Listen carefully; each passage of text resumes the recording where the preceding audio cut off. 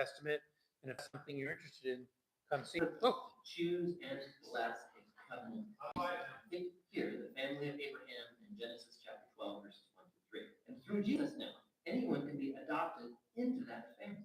Jesus' death covers our worst sins, our worst failures, and in Jesus we find God's grace. In fact, Paul says that grace has opened up a whole new way for us to understand every part of our lives. He says in chapter 1, verse 10, that God's purpose was to unify all things in heaven and on earth under Christ, which is God. God's plan was always to have a huge family of restored human beings who are unified in Jesus the Messiah. Divine purpose became clear, Paul says, when we were first made into that family. And here he's referring to ethnic Jews in the family of Abraham. But then Paul talks about how you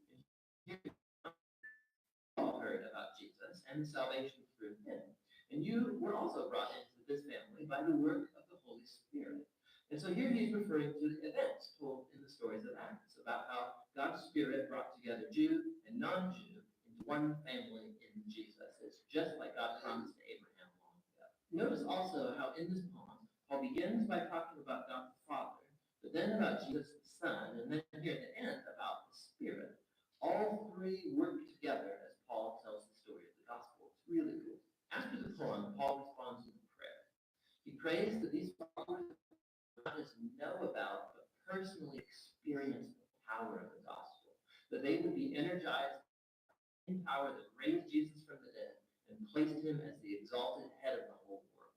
Now, in chapter 2, Paul goes back and he elaborates on some key ideas from the poem in chapter 1, especially God's grace and this new multi-ethnic family of Jesus. He begins with came to know Jesus. Before hearing about Jesus, they were trapped in a purposeless life of selfishness and sin, and they were deceived by dark spiritual forces of evil. But amazingly, God, in his great love and mercy, he saved them, he forgave all of their sins, and he joined their lives to Jesus' resurrection life, and he's brought them back to life too. And so now, through Jesus, they have the joy of discovering all of the new calling, purposes, and tasks that God has set before them. Not only have they been shown God's grace, they've also been invited into a new family. Before hearing about Jesus, these non-Jewish people, they were not just cut off from God, they were offered his covenant people, the family of Abraham. And for a really practical reason, the commands of the Sinai covenant, they formed like a boundary line around the family. They were like a barrier that kept most non-Jewish people away. But in Jesus, the laws of the Torah have been fulfilled, and the barrier is removed.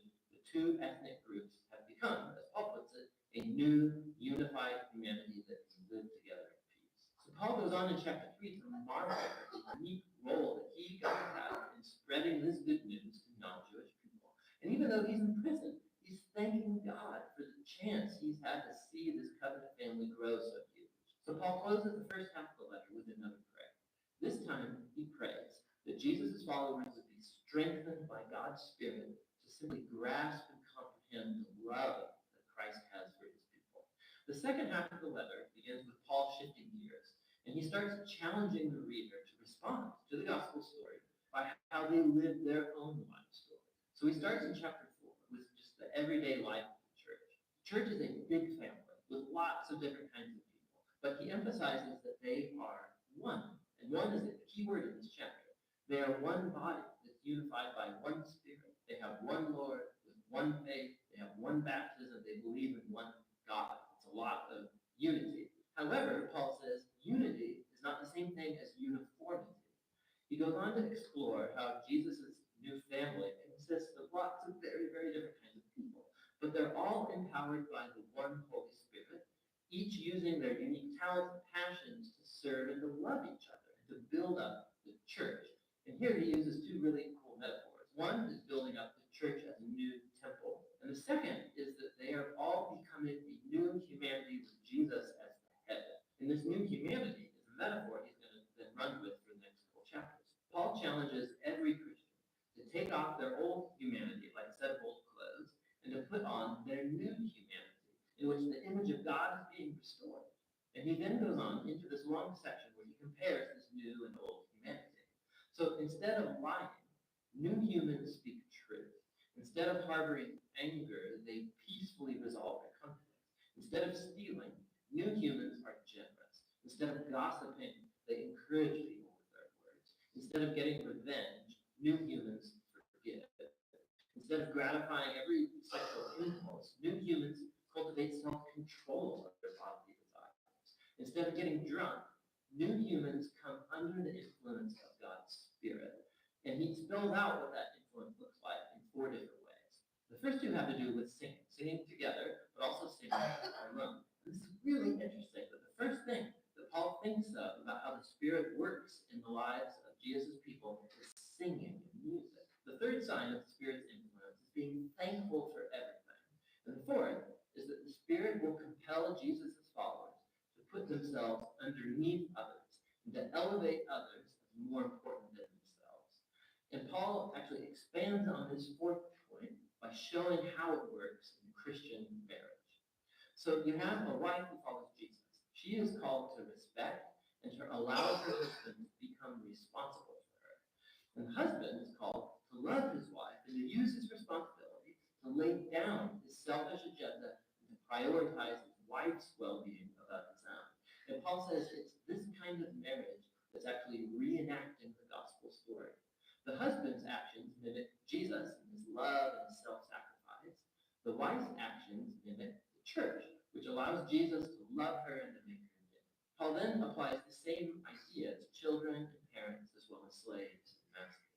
Paul closes out the letter by reminding us of the reality of spiritual evil. These are beings, forces that will try to undermine the unity of Jesus' people and to compromise their new humanity. And so Paul challenges them to stand firm and to put on this metaphorical set of body armor, which is described in detail. And Paul has drawn all of these pieces of body armor from the book of Isaiah and how Isaiah depicted the Messianic king. And so now, as the Messiah's followers, we need to make the Messiah's attributes our own, since we make up Jesus' body. Practically, I think Paul means for Christians to begin to form habits, proactively using prayer and the scriptures and our relationships with each other to help us grow and mature as followers of Jesus. And that's the letter to the Ephesians. Very powerful. It's where Paul summarizes the whole gospel story and how it should reshape every part of our life story.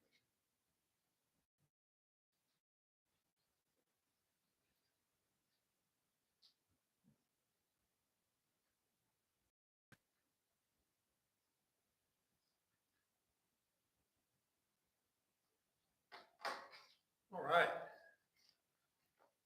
Am I on? Check 1, 2, 3. I am on? Okay. Great. The book of Ephesians. I love the book of Ephesians, and I will tell you right